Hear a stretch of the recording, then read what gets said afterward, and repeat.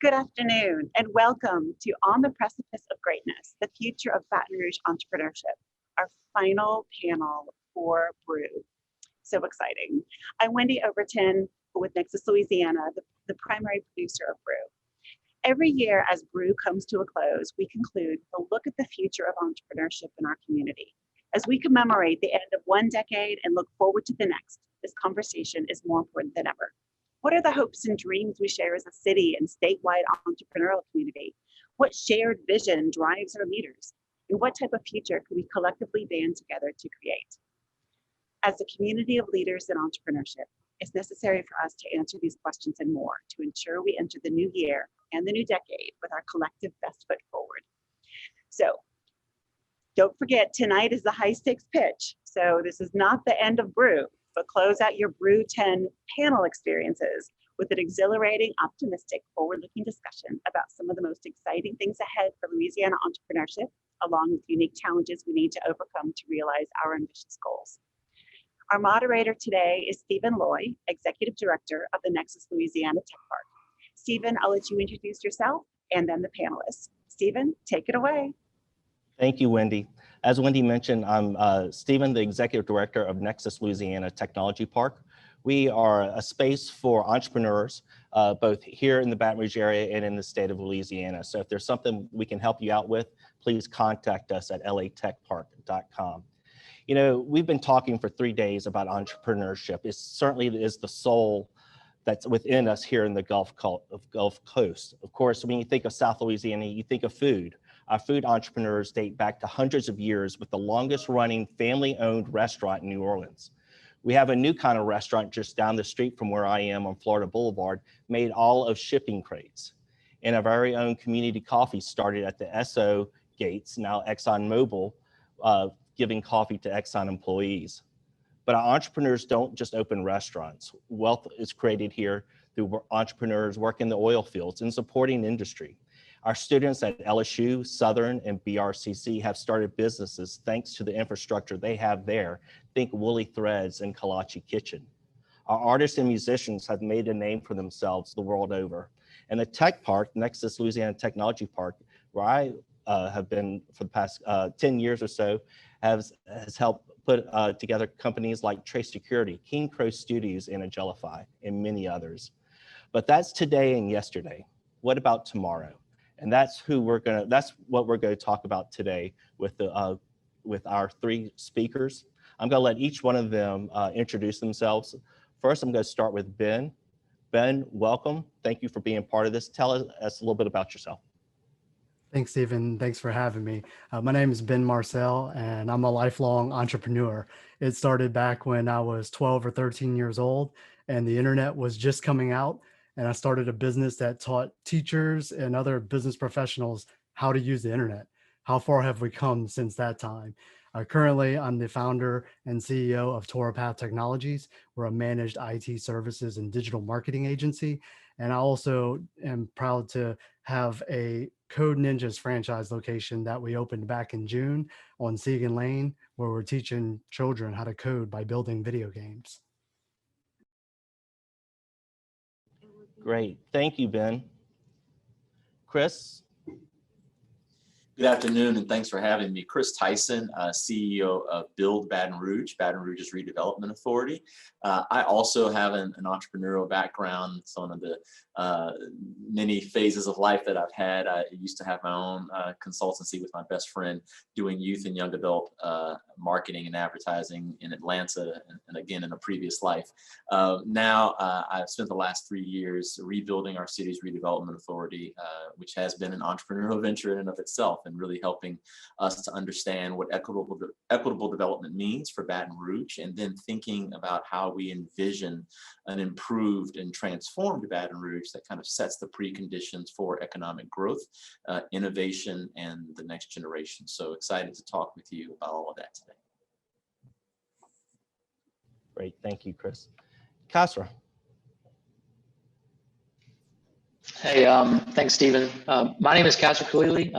I also, it seems that, entrepreneurship kind of starts early. So I'm from Iran. Me and my family immigrated here when I was 5.5 or so.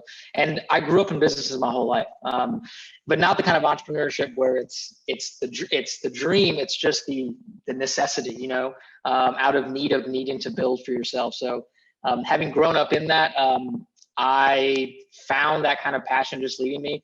It was very hard to work in corporate America for me. Ultimately went on to launch Mentor, which I'm the CEO and co-founder of.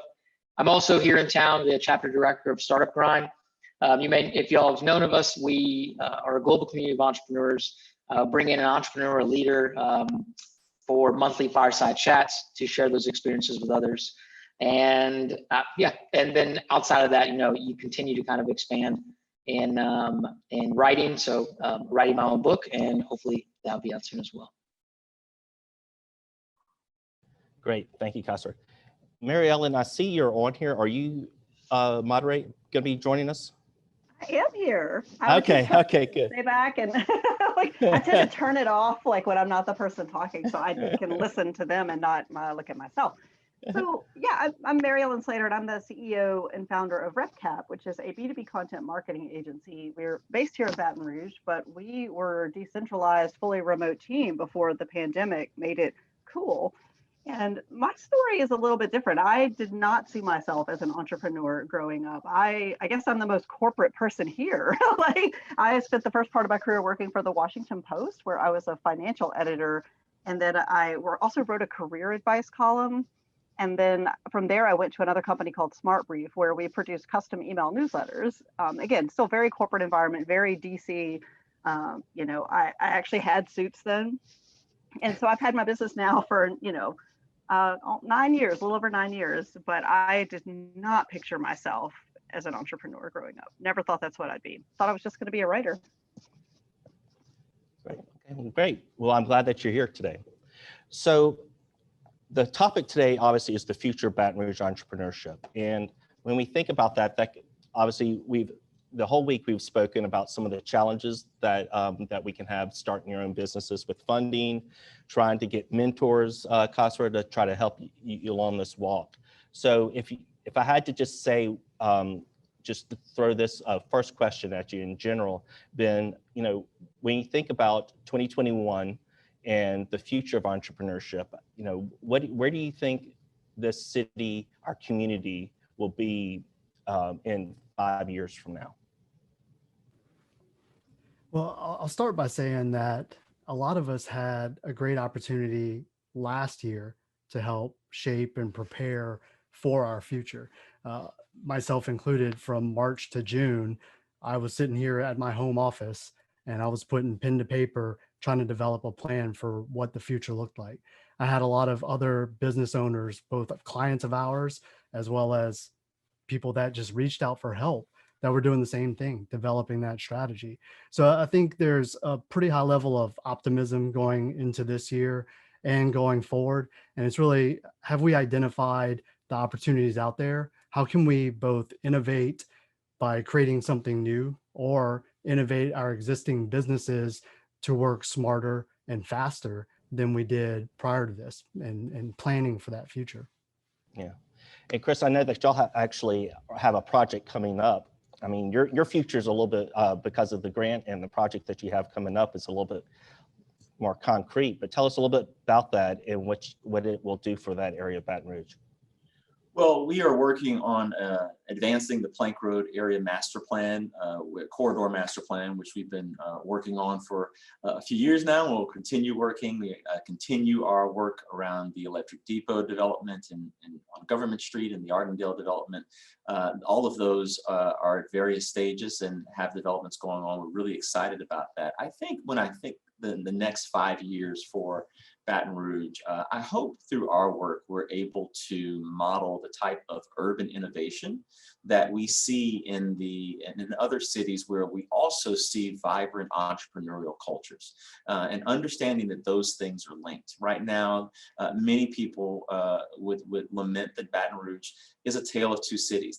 That undermines civic pride, people's ability to be engaged, but it is a reflection of problems that are kind of calling out for innovative approaches and solutions. And we're seeing those modeled all around the country. And so I think in the next 5 years, we get to say with confidence and show that Baton Rouge is just that type of innovative city, that we have just as much potential to create innovative solutions to the challenges we have, to rebuild our environment in ways that connect everybody across various divides, that model opportunity for everybody and increasingly a more diverse society. I think that's our future. That's what I see in my through my lens. So that's what gets me very excited. I think that's a great point. We need to make sure that who we're seeing in the mirror is going to be different than who we can help. And so not all entrepreneurs look like myself. I think that, you know, they all look different. So we need to make sure that we provide the resources and the opportunities for that. And Kasper, you hope to do some of that with Startup Grind and with your technology company Mentor. Yeah. So first off, love what y'all said. I think this is the best time for entrepreneurship ever. First off, I think if we are able to understand that as a city, what I hope to see that, well, so let's say, Government Street has been doing, it's amazing. Like just from the outside looking in, every time I go there, it just has a different vibe, when you drive down it. First off, after these, kind of revitalization initiatives and pushes, what you would hope to see in 5 years is that businesses are still going to close, but just as quickly as they close, another person goes in and starts a business in that spot. It's because if we can just show that the opportunity to start a business, it's not that hard to start. Yeah, there's a ton of risk, but starting is not the hard part. It's the maintaining. And a lot of people don't even get to that starting point to give themselves a chance. So I do figure out that, this slow kind of moving, we're slow moving a little bit in comparison, I think, to other places. And if 2020 didn't show us anything, it's that you can get left behind really quickly. Those companies that didn't spend these 6-7 months building up their infrastructure on the digital side, too bad. Maybe if they're not gone yet, they're dying a slow death. During the pandemic, me and my co-founder, we were just sitting there trying to send something through our banking app, local bank, and we're like, no, we're done. We went in, we closed our account, we moved on to a different bank. It comes a point where we as a city just have to be more innovative. But I'm hopeful that we will be. So Mary Ellen, your company, like you said, you could be in one of the other times you were talking this week, you said that, y'all were always decentralized as an office. You could be anywhere. Tell us what you think Baton Rouge needs to do to keep you here. So it actually picks up on what Chris was talking about.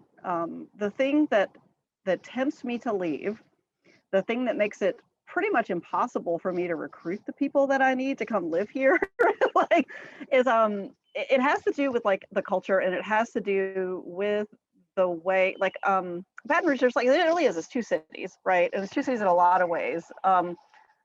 It's being people will say, why can't we be like Austin? Well, we can't be like Austin's economy if we're not ready to be like Austin's vibe, right? And Austin's tolerance and embracing, inclusion. And we can't bring half the city up.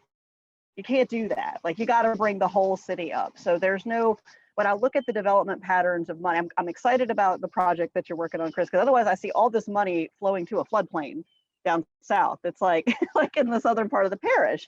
So why? That's dumb, right? That's really dumb. So Pike Road, that's good land. It's not going to flood. Let's develop up there. So I see that, and I think about it from that perspective. That's primarily a race-based, dynamic in the city. And the other factor for me is, as a member of the LGBT community, every time the council has a chance to pass that fairness ordinance and doesn't, I ask myself again, do they want me here? Do they really want me here? And I can't recruit for that, because even people's allies don't want any part of that.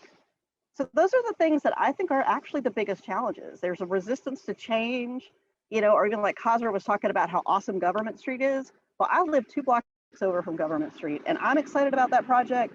Most of the threads on Nextdoor are people complaining about the road diet. So it might be exciting to me, and I think long term, once it's done, people are going to love it. But right now, they don't understand why there are medians. They don't understand why they don't slow down. They're not adapting. So we have to adapt. We need to get more flexible, and we've just got to open up and think about what kind of people we want to be and what kind of people we want to welcome here, and like how we can bring the whole city up at once. And now I'll be quiet. No, that's great. Great information, Marielle. Anyone have any more thoughts on how we can do that? Well, the first thing that came to mind was, as entrepreneurs, we're usually easy to adopt new things, and we don't resist change as much. And I'm glad we're starting to get the dialogue started on inclusion from a society level. I think as entrepreneurs, we are pretty inclusive, inherently for the most part. Also, our access to resources is another thing I thought of when Khosrow was talking, that kind of tied into everything. A long time ago, it was really SCORE and SBDC and maybe a business incubator, the one at LSU. But now we have so much more at our hands, at our disposal, such as the Goldman Sachs program, or what Louisiana Tech Park is doing and everything. And we're able to access and tap into those resources, I think, a lot better than we have been able to in the past. Although, Ben, you said resources, and the first thing that popped in my mind was high-speed internet. Like, I think that we should have better, just from an infrastructure standpoint, we need better technology infrastructure. I need fiber in my neighborhood. Well, and so just on that note, on internet, I also think, so look, yeah, the remote is the new way. Like we made a hire, out of a guy in Dallas, never met him, probably won't meet him in person for a very long time. And we'll continue to hire without meeting people in person. So, but for us here, like when we start thinking of where do we go to kind of collaborate right now, definitely we go to the tech park. It is kind of the staple, the place to go. But I think we need more areas in the city for entrepreneurs to come in and collaborate together. Not office spaces anymore. We don't need, we need to give them the ability where they don't have internet to go in and get inspired somewhere. We talk about Code Ninja, right? Okay, that's great, for those kids. But I think of all of the freelancers and even solo entrepreneurs that are just either just getting in, have been doing what they're doing, and giving them a place to go in. If you've heard of, WeWork and places like that, right? I'm not saying we recruit WeWork here, but hell, we could take off the floor of some empty building that's not being used and start thinking of how do we make this space one where entrepreneurs want to live in, not, how do we make, create more resources for them to stay in their house? Because even that is not that enticing, to be honest. So I do see an opportunity for us to just give entrepreneurs a better way to collaborate. I don't know. Any thoughts there, Yeah. Ben? Well, the in-person networking part is huge. And that was the biggest pain point for me over the past 12 months, is not being able to get out there and mingle and see people face to face. Doing it by Zoom was okay, but then I finally meet the person in person, and it's a totally different experience than seeing them on the other side of a computer screen. But I do embrace the hybrid model now, though, as we started to gather in person again, taking advantage of that. But I've connected with people all over the world, and I'm trying to bring additional value to the things that I'm doing in the Baton Rouge community in our city from a business standpoint, with access to these people that I've been able to connect with across the globe. I would just add that I'm pleasantly struck by the very spatial nature of this conversation. We keep coming back to space and the urban space that we share, what we think about it, how it's transforming, who it serves, who it doesn't serve, who feels welcome in it, who feels excluded.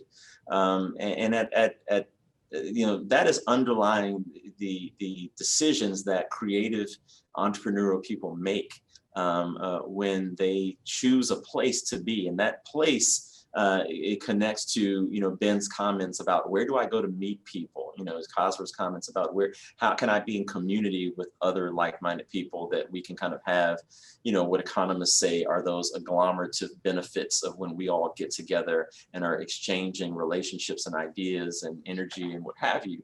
And so making, growing Baton Rouge into more of that kind of community comes right down to the core question of the urban space that we share. How is it developed? How do we think about it? How do we think about it in sociological terms, right? And kind of coming back to the kind of high level of segregation across a number of dynamics that kind of defines your experience in Baton Rouge, and the need for a broader swath of people here to recognize that as a problem, right? And so sometimes I feel like, we are, we have conversations about how do we bring Baton Rouge kicking and screaming into the 90s, right? We've got to leapfrog some of these things, right? You can't, go on wanting to be, we want to be Austin 20 years ago. We have to leapfrog. And that means trusting our own instincts about what is on the cutting edge of innovation for us and what that looks like for Baton Rouge. That can't happen until we are honest about the issues that we have, and that we can talk about them without shame and embarrassment, but being very frank and then thinking innovatively together about how we address that. So, how do we create entrepreneurial spaces in North Baton Rouge? I've said that before, and if someone's immediate comment was, well, what if people aren't comfortable going there? Well, then that's the problem you need to solve, right?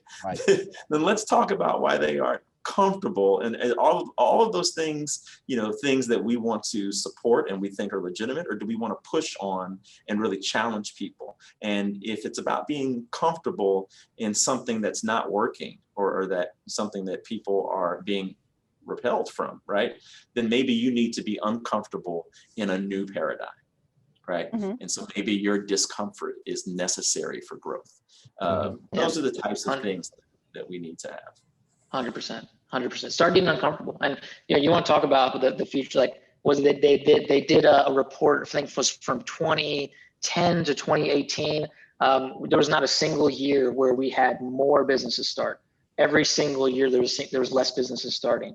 And that comfortable, like there might be a little like I know Stephen, you mentioned we can't think too much on the negative, but like Chris, Mary, like y'all make great points.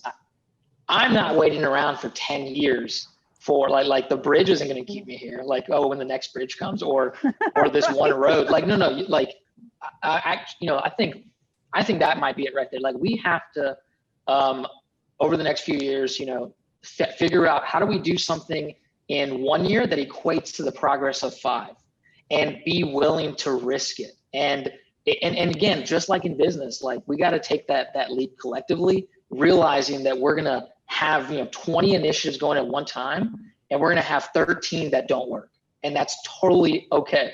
Like we can't plan ourselves to death. So anyway, just that leapfrog, as soon as you said like yes, like that is what's going to keep people like me here, like the new entrepreneurs that are growing up, the YEA entrepreneurs, code ninjas. There's got to be a reason that they end up staying here. Yeah, and I think we have to be true to ourselves too. We can't say, oh, we just want to be like Austin. We want to be like Birmingham or whoever. We need to take who we are and make ourselves better. Mariella? I was going to say, no one here wants to be like anything in Alabama, Stephen. All right. I was going to say, one thing I was thinking about is Christopher was describing people talking about being uncomfortable. And I think that's an interesting moment of reflection for them. If they say they would be uncomfortable going to North Baton Rouge, to ask them to think about how other people may have felt coming into their spaces that they've never had to like experience that discomfort. And if like, I just say, if anybody, in terms of you're listening to this, is like, think about why that makes you uncomfortable, and like have some empathy for why other people may not feel welcome in your spaces. And this is something we came up into when we were planning Mid-City GRAW.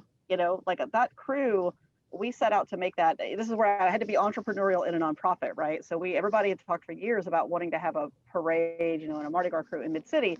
We got together, we got it organized. And one of the earliest bits of feedback, like, it was super important to us that we be fully racially integrated from the start, that it include North and South, like all of Mid-City, like not just the Garden District and Capitol Heights. And so we were all working really hard at this, having meetings at Radio Bar.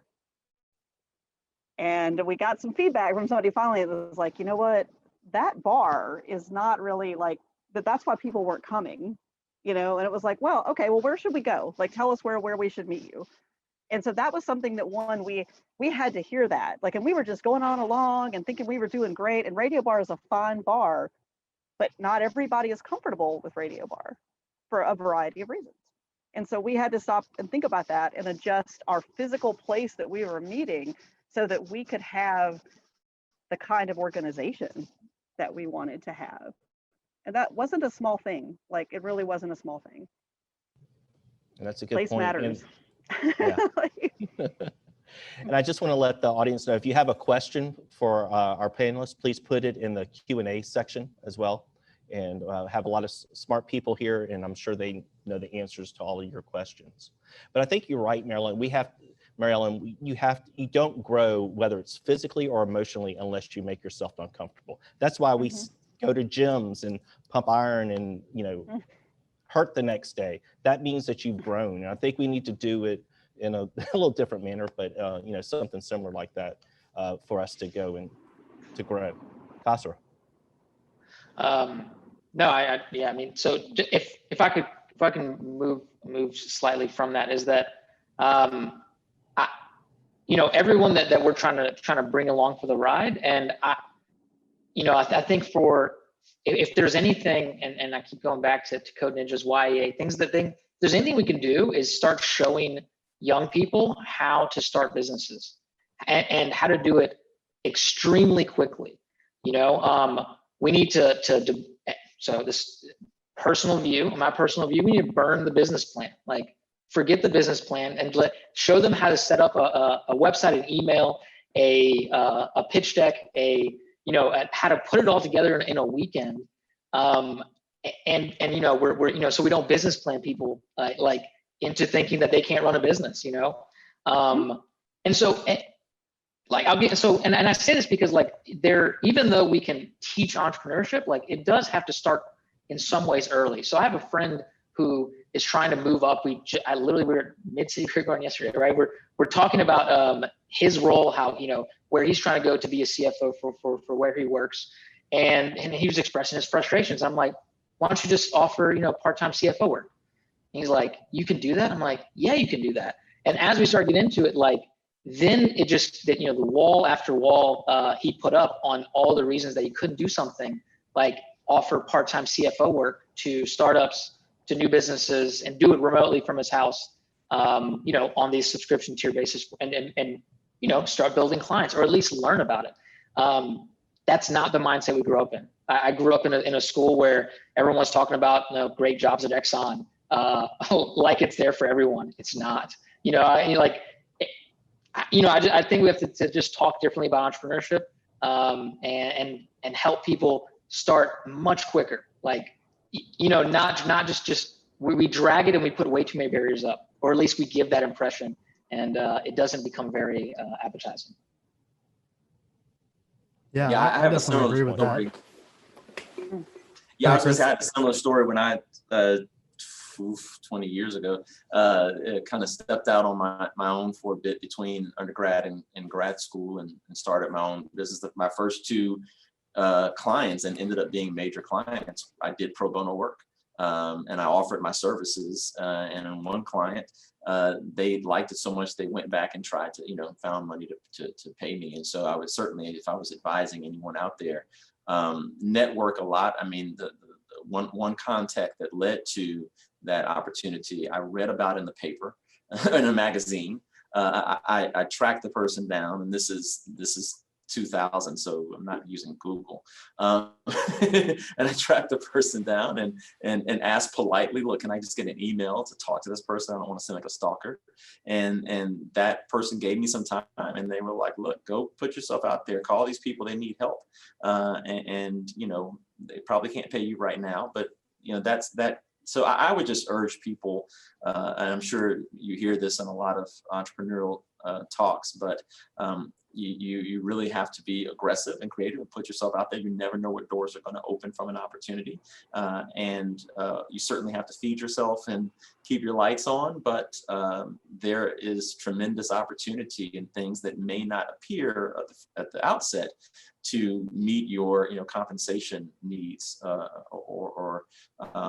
they may provide other value that can really launch you. And I mean, I was, in that I kept my consultancy going through grad school. I left it because I just couldn't sustain it in law school. But I had really good success, and it was because of those early people who just said, look, push me into the deep end of the pool, you'll figure it out. So the pandemic has made our economy and our world go digital quicker than any of us thought that it ever would. So does that make entrepreneurship, will it make entrepreneurship easier? 100%. 100%. You can start so quickly, like you can get things off the ground. I think the things that we'll learn is that I was just saying that about how we have to, like, I agreeing with Chris that we have to leapfrog, is that we're going to get left behind, and it's not, we're not going to notice it if we don't understand that entrepreneurship is getting more competitive. I had 3 people here in town launch some kind of the restaurant menu companies, barely even had a website, calling me. So I also took over my family's restaurant during the pandemic, calling me trying to sell that, right? So I think as a city, like, we have to take notice that we can develop a lot of entrepreneurs in a very, very short amount of time if we want. Yeah. I've seen an interesting shift in the buying cycle and our sales process when it comes to digital. And Mary Ellen would probably, have a lot to say about this, but how we've become better content marketers when it comes to our digital exposure. No matter what we do, especially us knowledge workers, where we're trying to convey the value and the knowledge that we can bring to the table when doing business with somebody else. We give away so much free information now, and we're okay with that. It never used to be like that. It used to be, if I was giving away that information, somebody was going to steal my idea and take my business, right? It's totally different now, where we're willing to show that extra value in order to close the deals. I think the information's traveling faster, and then meeting by Zoom and the way we buy and sell has transformed big time. So of course I have stuff to say about digital transformation.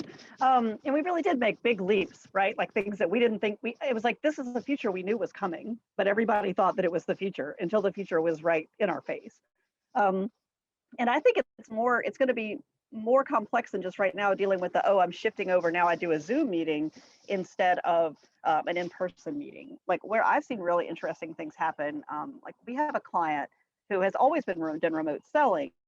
But one of the things that they've done in the middle of this pandemic is they figured out how not just to move what they did in person to being online and being in a video conference. They found a way to use digital to its full potential in that. And they shortened their sales cycle. So they used to have the sales cycle that involved getting on the phone and then chatting, with kind of discovery call. They'd go off, create a proposal, email the proposal. They get some email comments back. And it was like this, it took ages. It took weeks, maybe even months. And you would lose momentum that way.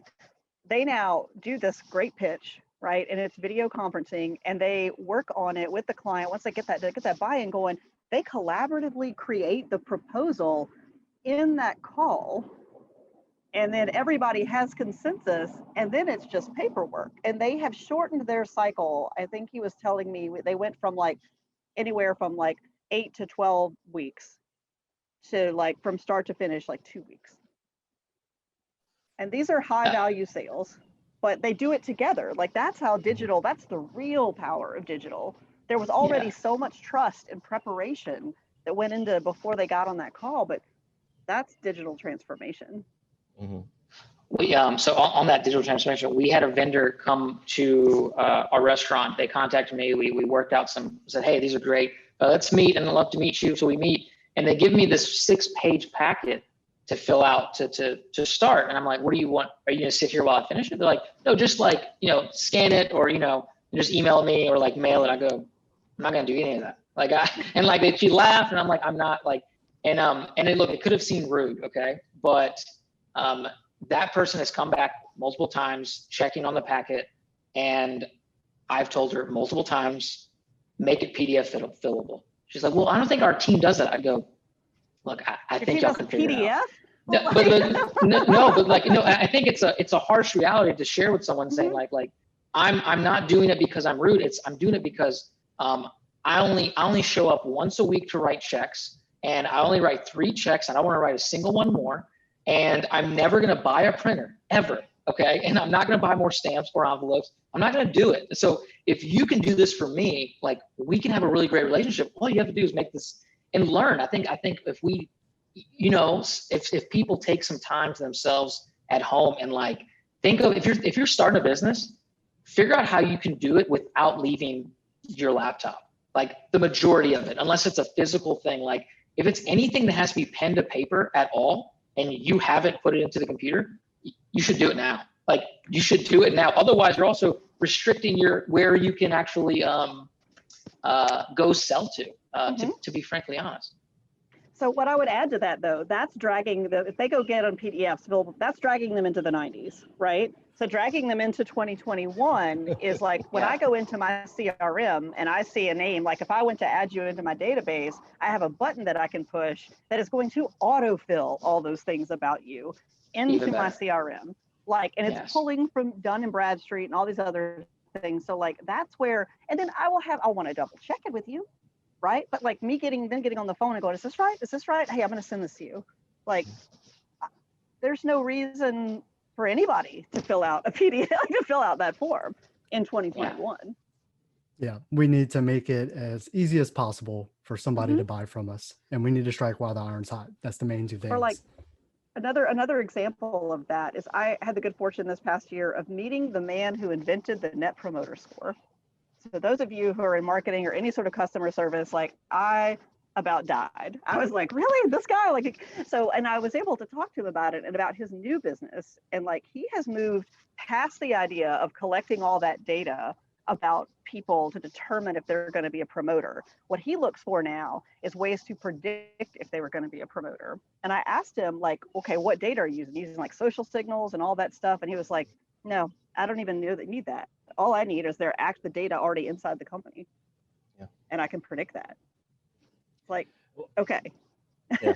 Like, that kind of blew my mind a little, like, right? It was like, so you're gonna, so am I a net promoter of you, Richard? Like, right. It's wild. And, hey, on this, just last thing on this digital thing, I think if even if someone watching you're thinking about entrepreneurship, do a website in a weekend. Go to Facebook, put in $20 and just see the responses you get. Send it to 10 of your best friends, family, whatever, and just see what they think when they first see it. Because that is the main thing that's going to drive it. So like, Build Baton Rouge, like, I've never met you, Chris. I've never met anyone that works for Build Baton Rouge. I heard it. I saw it one time on Instagram. I clicked it, looked at the Instagram, went to their website. And let's say if you didn't have a website, or you didn't have a good enough website that told me that story, like, I wouldn't know what it is. Like, I think that itself can just be a huge driver for people. Like, set it up, send it to people, see what they think, and get that part down. Like, Customer discovery. So we've spoken several times about we need to start young. Code Ninja is a great opportunity. YEA, they do, Deborah and Michael, they do a wonderful job over at YEA. But how do we duplicate that? How do we get the entrepreneurial spirit into our schools? Contrary. Oh, okay. I have a contrary answer to this question. Okay. I think that the way that we create entrepreneurs is not by teaching business to little kids. You know, I'm a mother. I've got a 5-year-old and a 14-year-old, and they're both intensely creative kids. The way we teach, it's through art, it's through music. It's by teaching it. You can do coding, like anything that, like, what you want to do is instill in them a sense of, like, what's the word, self-efficacy, that, hey, you can do these things. That's the opposite of your friend that made all the list of all the reasons why it couldn't possibly, right? Like, that's a mindset. Like, that's not about teaching them about accounting, right? Like, that's teaching them how to look at nothing, have an idea, and make something.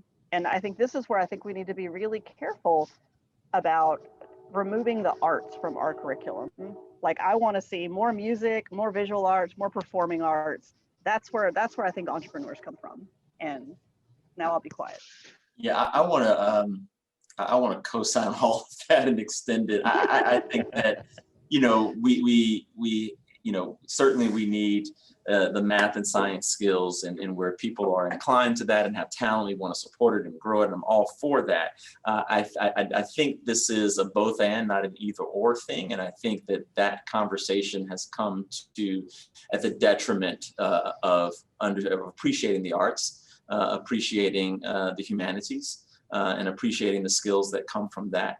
And I think that we should, you know, if you want to be creative, you want to be fully creative, right? If you want to be a place that curates creatives, then you really want to be able to handle all of that and support all of that. The other thing that I will say is that, you know, and I can just kind of, you know, disclose this because I'm here. The story ended well. When I was in high school, you know, Stephen, there was nothing you could convince me to stay here. This was not a place that I wanted to stay. All I wanted to do was get away from here.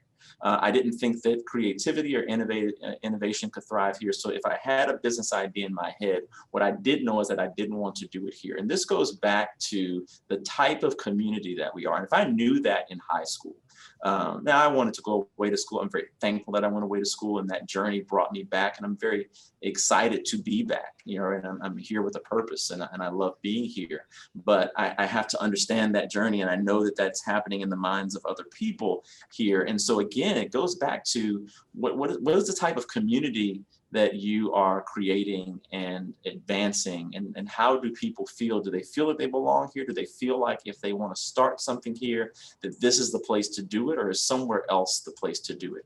And if they are reading about the Austins and the Nashvilles and what have you of the world, in places that they don't even know, and they're willing to take a risk with their idea or their future in a place they don't know, as opposed to the place they do know, what does that say about the place they know? Right. And that's something I think when we think about young people, they are picking up cues about where they are relative to the world and relative to their dreams and aspirations. And you know, we do well to be in tune with that, no matter what they want to become or create or not create. Is this a place that you see as an anchor for those possibilities or not? Just so interesting. So when I graduated college, my mother and sister both moved to California. My sister now lives in Nashville. My mom just moved to Virginia. And one of the things, like, so mom said, and sometimes it's way more subtle. Like sometimes I think there's this culture shift that's happening. I said, what do you like about Virginia? We're just chatting. She goes, well, every person I've talked to doesn't ask me where I'm from. Like, you know, every single person, like, where are you from? Oh, I'm from Iran. And oh, like this shocked face that you just said that you're from somewhere else, even though they know. And that's not to say that those people that ask it doesn't come across. It's not. You can ask, you should, but I'm just like, it's so subtle, like reasons people may leave. Like, you know, she has no reason to want to stay here when she feels that way, and then she goes to Virginia, and it's great. So, I also, on the Stevens note on what to do for high school, feel like I'm the closest one to high school. I guess I'm 27. I'm not sure anyone's under me. I would say first, stop pushing college as the end all, and stop doing this fully guided teaching. So in home ec, like, we don't need a recipe. Like, and I don't know if this changed. Like, it should be find a recipe online, 1 week, we get the groceries and you figure out how to make it on your own. It should be and yeah, it doesn't need to be entrepreneurship class, but it needs to give students and people opportunities to be creative on their own. And then the last piece of that is my fiance is a social worker. She was telling me how, so she was helping a community with learning how to fill out lease agreements and what to look for when they're going and renting a house, renting an apartment, how to set up their own bank account, how, little things that she spent weeks and weeks with them on. And I thought back and go, yeah, I don't feel like what I'm getting in school was an opportunity to turn 18 and know how to live, understand these things that begin putting you further and further behind simply because you weren't taught them. Yeah. Ben. And so, Chris, one big thing that stuck out to me was when you said purpose. And Kaja, you hit it pretty well a minute ago. As somebody who went to college twice and came out with 0 degrees, changing his major 12 times, it was hard for me to figure out what my purpose was. But that's okay now, right? It's become acceptable, thankfully. And I think the biggest thing we can do is expose children to as many things as possible. Yes, we have code ninjas. They might be interested in it because their parents hear about coding and it's got this big job market option for when you graduate or whenever you develop that skill set. But we're okay if that it's not a good fit for them. And they tried it and they can move on to something else, but they got that exposure. And it's about figuring out what they can do, what they like to do, and also developing other skill sets along the way. Coding gives you math, logic, and problem solving skills. They'll use those skills in whatever they decide to do. So we also want to show from a Baton Rouge perspective how we can show the kids that they've been given an opportunity because of Baton Rouge. So Code Ninjas is a for-profit business. It's not cheap to go through, but we actually have some scholarships that we're looking to give away to kids to go through our program who wouldn't be able to afford it. And these are software companies, web development companies, and other organizations in Baton Rouge that are paying for these sponsorships. So later on, when the kid is graduating from high school and they realize, hey, I'm a great coder now because I went through Code Ninjas, and it was because of this software company in Baton Rouge that gave me that opportunity, we're hoping that creates a stronger community tie in the long term. That's great. So looking to the future, are there any verticals, any specific or maybe broader industries that we want to see here in Baton Rouge? I think as a community that will be on the front lines of climate change, I think we should be thinking about how we own that and can be a place for innovation as we know what's happening to the south of us and what by all indicators will continue to happen. So could this be a place that I think, we have many efforts towards that, but I would look at that as an area of growth and as a vertical for us to try to figure out as a community.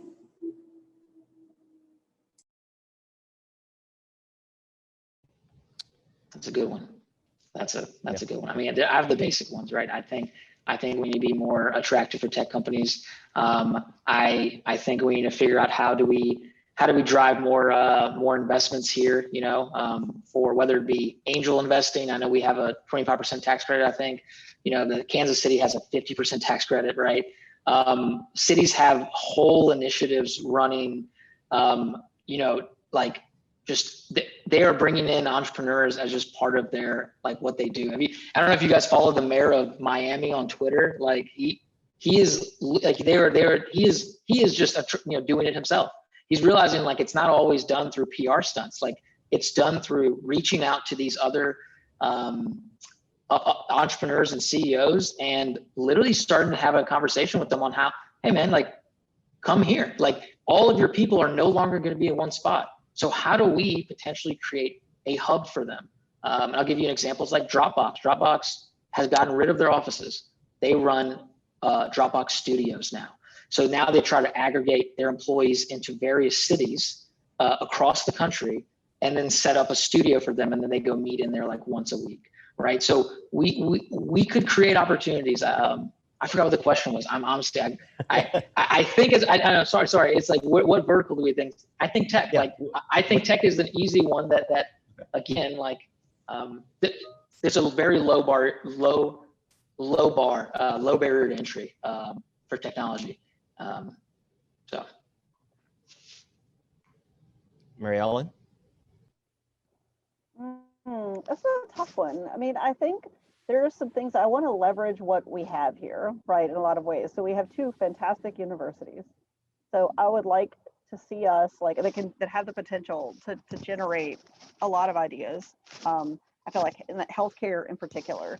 So like healthcare is strong. I think we still have the gaming hub. I feel like why let that go? We've invested a considerable amount of money in that. Probably two of the big ones. I mean, it's a weird question for me because I spend so much time like in a sort of different world, like insurance, it's like one of my major things. So, and I don't know that I would say that that's a great fit here, but like healthcare and gaming, I still think have a lot of promise here. But what we really need is focus. And I don't just mean by the industry. Like I was thinking about how we were describing all of these resources that we have. I think the big challenge right now is not that we don't have enough resources to support entrepreneurs. I think they're just super scattered, right? Like, and they all like, you've got one little bit of money over here, a little bit of money over here, and this over here. And it's like pulling that all together. Like, that's what I really want to see. Like, I want there to be a place like where we put our resources together because we're not rich enough. I mean, we're not in order to go build all of these little fiefdoms. So like bring it together into like a true hub where people can access those resources and it becomes that shared community. And then I think that things will naturally emerge out of that. My guesses are healthcare.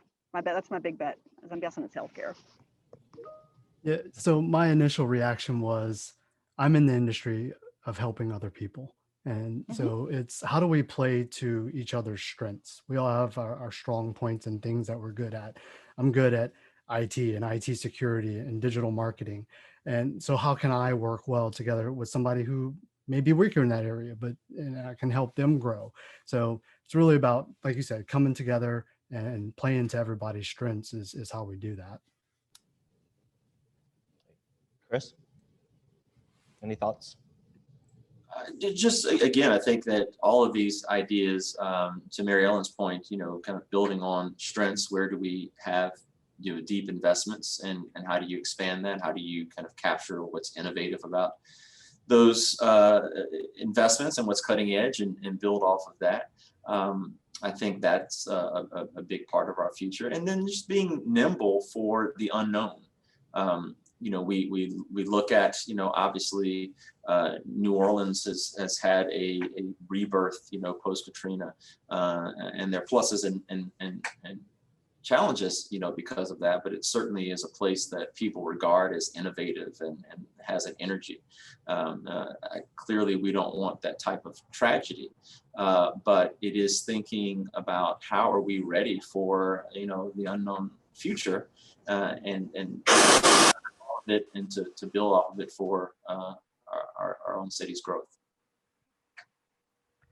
Well, Hey, as we see the great, yep, go ahead. Yeah, can I just, as we leave here, I just say one thing that I think I would like to see is that a target.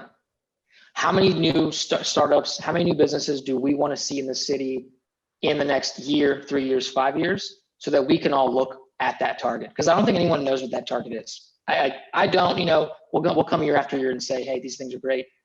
I'd love to see a target. Right. So Wendy's Thanks, here. That means we Kazra. need to wrap up.